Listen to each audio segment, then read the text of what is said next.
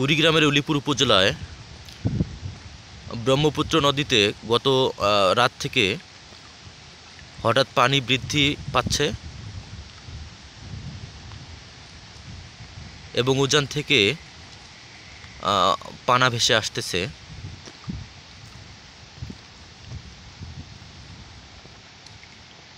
এখন রাতে উজান থেকে প্রচুর পরিমাণে পানি আসতেছে, বন্যা হওয়ার আশঙ্কা। স্থানীয় এক ভাই উনি জানালো যে গত রাত থেকে প্রায় 1.5 গজ পানি বৃদ্ধি পেয়েছে।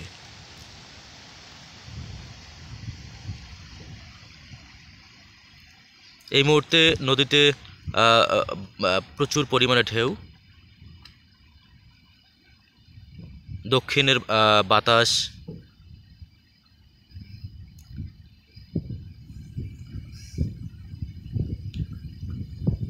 আপনারা ভিডিওটি দেখতে পাচ্ছেন ব্রহ্মপুত্র নদী থেকে, উলিপুর উপজেলার হাতিয়া ইউনিয়ন থেকে।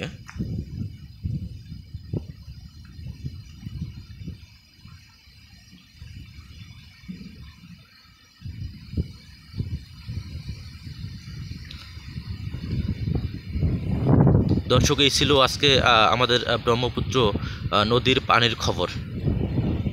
ধন্যবাদ সকলকে।